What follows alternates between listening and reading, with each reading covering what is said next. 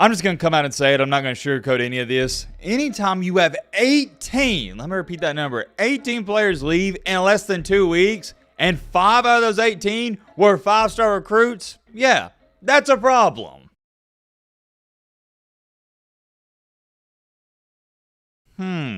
What's going on in Athens, Georgia? Now, as most of you know, your boy Matt is a professional overreactor, but I don't think I'm overreacting to this because even Georgia's former quarterback, arguably one of their top 5 quarterbacks of all time, Aaron Murray, he's tweeting about this. I just wanted to get that out there right now. If you think I'm overhyping this situation, I don't think I am, because when I saw Aaron Murray tweet about it, I was like, okay, yeah, definitely something we got to talk about. But whoa, hold on. I know what you're sitting there saying. Matt, what in the crap is going on? What are you referring to? What are you talking about? Well, my friend, that is a great question. I have an even better answer.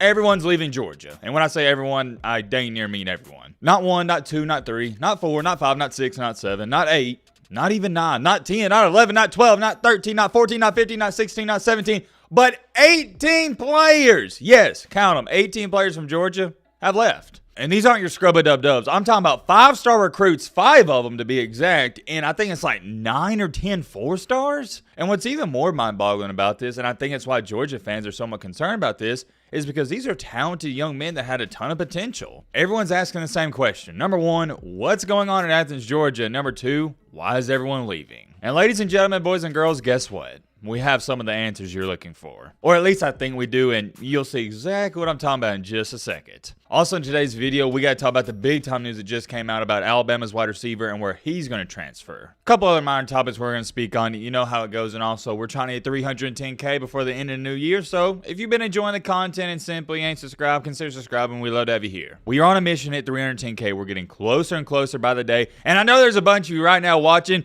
You like college football content, and you're simply not subscribed. If you do enjoy some college football content and you want to see more of it, we'd love to have you here. If you don't enjoy it and you don't want to subscribe, whatever, that's cool too. But all right, man, blah, blah, blah, shut the crap up. Now, without further ado, let's get into it. All right, first things first, we got to start out with this reply I got on Twitter right here because, number 1, this is the definition of a cursed tweet, and I also think it's got to be the definition of a cursed picture. My man said, Husker Matt will not stand for this. Hashtag Matt B. Colonel, hashtag Matt loves Colonel.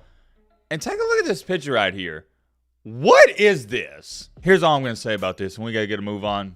I don't ever want to see this picture again in my life. I don't even know what to think about that, but we got to get a move on to really the first main topic, and that's no other than Alabama's legendary wide receiver, really a legendary Iron Bowl player, JaCorey Brooks. He's leaving, but we know that. I assume a lot of you are probably sitting there scratching your head going, Matt, who in the crap is JaCorey Brooks? And let me give you a quick refresher. This is the young man who caught the game-time touchdown pass in the Iron Bowl in 2021 from Bryce Young when Bryce Young led Alabama on that 99-yard touchdown drive. He caught it in the back right corner of the end zone, and I'm not going to call him an Alabama legend, but he's most certainly an Iron Bowl legend. And to make a long story short, it just never worked out at Alabama due to injuries, and he got buried on the depth chart. That's it. That's all there is to it. I know a lot of people are looking for the drama and whatnot, but he was just hurt. It didn't work out. He entered the portal, and now it's official. He's going to Louisville, and that did shock me. I had a lot of you messaging me on Twitter and Instagram asking me for my thoughts on this, and I don't know how to feel. And the reason I don't know how to feel about it is because I don't know how he's going to fare out with the quarterback situation. I believe, if I'm not mistaken, Jack Plummer, he'll be graduated, right? He's like a super senior, isn't he? You know what? I'll leave it at this. I just hope and I pray for JaCorey Brooks' sake that Louisville has a quarterback that can and will get him the ball. I think this is a huge pickup for Louisville, and if I was a Cards fan, I'd be extremely happy about this. You're getting a great and outstanding wide receiver. Anytime you can get an Alabama wide receiver or a former Alabama wide receiver at that, you got to be grinning from ear to ear. I could talk about that all day, but we got to get a move on to the main topic, the main encore, the main reason you clicked onto this video. What is going on with the Georgia football team? Well, I guess you shall say the Georgia football program, because it's a mess. I'm just going to come out and say it. I'm not going to sugarcoat any of this. Anytime you have 18, let me repeat that number, 18 players leave in less than 2 weeks, and 5 out of those 18 were 5-star recruits, yeah, that's a problem. Now, here's the only real debate about any of this, or real question, I guess you shall say. How big of a problem is this going to be? Is this going to be something that we look back on in a year or two and laugh at, or is this something that we're going to look back on and go, man, that really hurt him. I don't know. I guess we'll have to wait and see, but there's one thing for sure. It's definitely a fascinating situation. Before we go any farther, I need to show you this list or whatnot, and huge shout out to this Twitter page that posted this so I don't have to go dig it up somewhere else. And on this list, I believe this is only 16 out of the 18 guys that have entered the portal. These are just your notable players. I'm not going to go down here and read off every single name because there's no point of that. You can look at the list for yourself. But I will tell you this much, and I want you to pay attention to this. There's 5 stars on this list and about 10 4-stars. A lot of people aren't concerned with the 4 and 3 stars. They're mainly focused on the 5 stars. They're like, wait a minute, why are these 5 stars leaving? And I feel like the term and phrase 5-star just gets watered down year after year after year and it becomes less valuable. Maybe that's because the recruiting sites, they do more 5 stars than they used to do. But I remember when I was growing up in the early 2000s,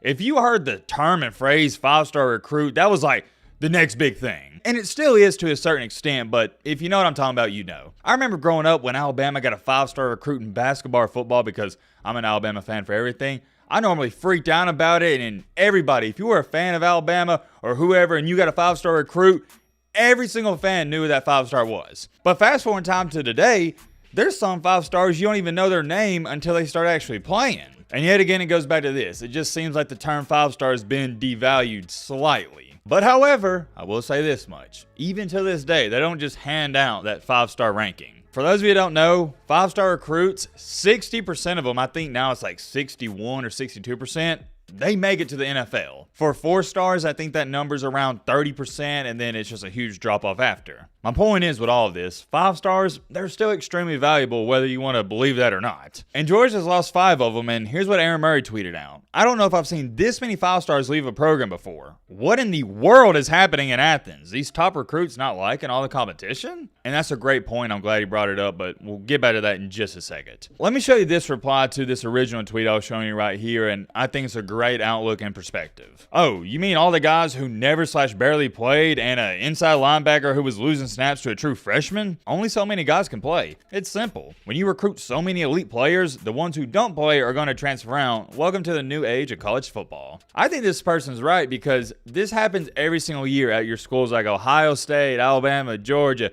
Texas, USA, etc. It happens at all these big time schools. Every single year since the portal is open, Alabama has lost roughly, I think it's like 15 to 17 guys per year. It's going to happen. However, here's what's not normal. Like I said, I'm going to continue to harp on this. Losing 18 guys in less than 2 weeks, and 5 out of those 18 being 5 stars. And I'm also going to go back to this. If you think I'm overhyping this, even Aaron Murray is talking about this. And he's like, hey, what's going on here? That's how you know it's not normal. Now, before we go any farther and go back to this Aaron Murray tweet, let me give you my 2 cents on all these guys leaving. I think it's a combination of 2 things. Number one, there is no more patience in college football when it comes to these 4 and 5-star recruits. And number 2, well, now I think about it, I guess this goes hand in hand with number 1, we got the transfer portal. And here's how I want you to look at it. And I don't blame the players. Why in the world would you be patient when you can enter the portal and go play at a new school and there's no penalty? You can play right away. I try to put myself in these players' shoes because I was once an athlete. If I were to go to Georgia, right? I commit to Georgia. Kirby Smart's like, hey, man,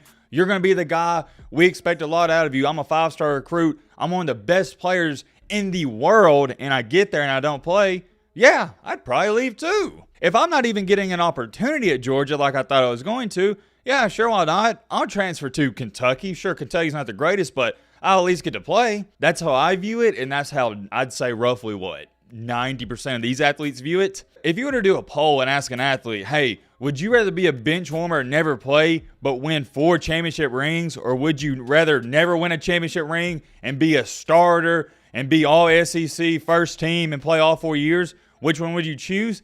I think 90% of the people, they're choosing the second option. I don't care about a ring. I want to play. It's not just an athlete characteristic trait. It's a characteristic trait of humans. You want to contribute. I'd rather be a middle linebacker at Kentucky, make 20 tackles per game, have all these blood, scars, wounds, have all these great stories to tell my kid than to be a middle linebacker at Georgia who played 4 snaps a game. But hey, I got a championship ring, I guess. I want to play. It's as simple as that. And when I was talking to the couple schools I did when I was coming out of high school, that was the one question I always asked the coaches when I went on the couple of visits. Hey, what's it looking like next year? Do you have a lot of juniors? You're going to have some seniors coming back. Am I going to have an opportunity to play, etc.? That's my theory on this. And the sad reality is these kids, they'll never tell you that because they got to be very professional and say, oh, yeah, I love it at Georgia, it just didn't work out, and they're not going to explain why. When in reality, it's simple. Just tell everybody, hey, I want to play the game. I don't expect them to say that, but I'm just telling you what they would say if they were being very truthful about it and just telling you the cold hard facts. For example, you know when all these recruits on Twitter and Instagram, they're writing these big long messages and